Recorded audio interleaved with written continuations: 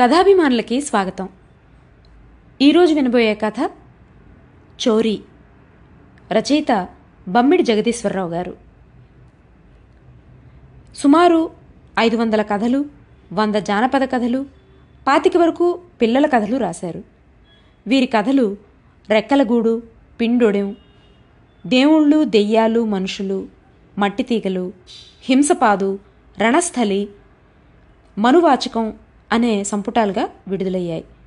జానపద కథలు అమ్మ చెప్పిన కథలు, అమ్మ చెప్పిన కైత్వం, అనగనగా, పిత్తపరిగి కథ, అనగా వినగా చెప్పగా ఊకూడదాం, పిల్లల కథా సంపుటం అల్లిబిల్లి కథలు, ఒక్కో కథ ఒక్కో పుస్తకంగా వచ్చిన మరో 12 పుస్తకాలు.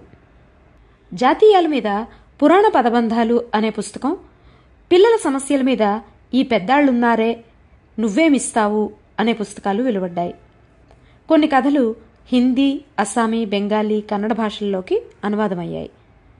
ప్రస్తుత కథ చోరీ ఉదయిని వెబ్ మ్యాగజైన్లో మే 15, 2025లో ప్రచురితమైంది. మరి వినండి బమ్మిడి జగదీశ్వరరావు గారి కథ చోరీ. బ్రహ్మముహూర్తపు వేళ దొంగ ఒకడు ఆలయ గర్భగుడిలోకి దూరాడు. అమ్మవారు ధగద్ధగలతో మెరిసిపోతోంది. ఆమె వంటి మీద ఆభరణాల వెలుగుతో ఆ ప్రదేశమంతా దీపాలు వెలిగించకుండానే కాంతివంతంగా ఉంది.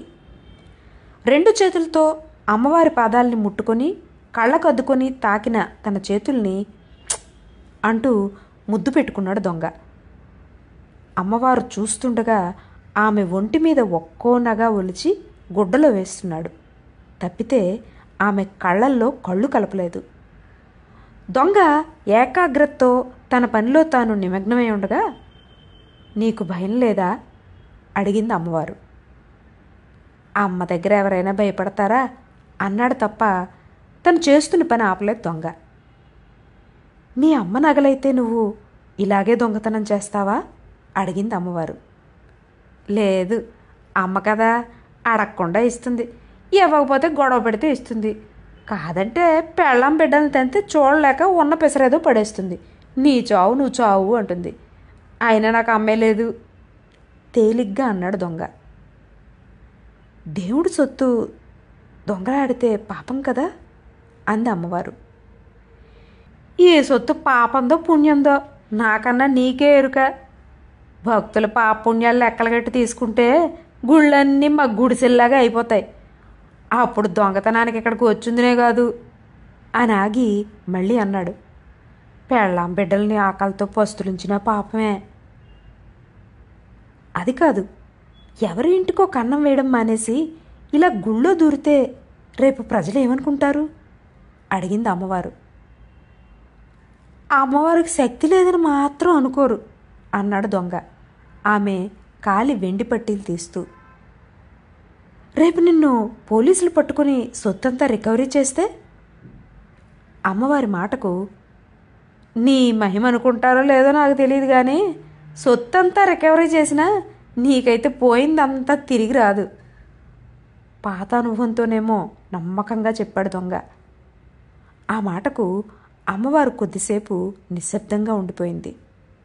అప్పుడే దొంగ అమ్మవారి చెవిరింగులు, ముక్కు పుడక చాలా నెమ్మదిగా తీస్తుంటే, వేరే మనుషులెవరూ దొరకలేదా, నేనే దొరికానా అని అడిగింది అమ్మవారు.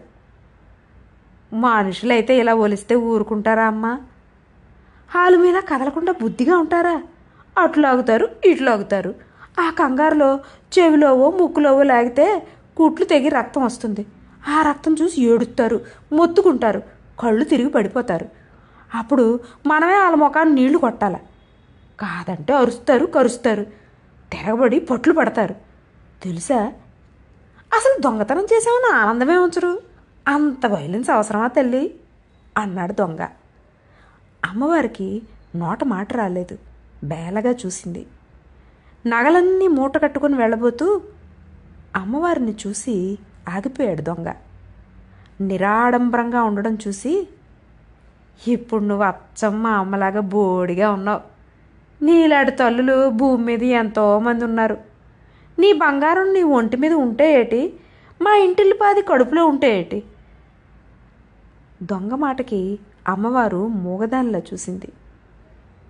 ఒక్క క్షణం ఆగి, ఆడోళ్ళకి బంగారం అంటే ప్రాణం, నువ్వు దేవుడివైనా ఆడదానివే, బెంగెట్టుకోకు, భక్తులు నిన్నిలా మా అమ్మలా చూడలేరు, వాళ్ళ అమ్మకి వాళ్ళు కొత్త నగలు చేయిస్తారులే అనేసి వెళ్ళిపోయాడు దొంగ.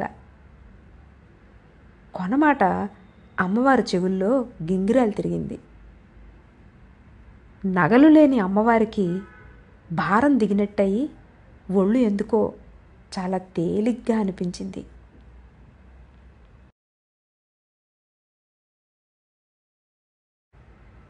ఇది చోరీ కథ. ఇది ఈసారికి. వచ్చేసారి మరో మంచి కథతో కలుద్దాం. అంతవరకు సెలవు. నమస్కారం.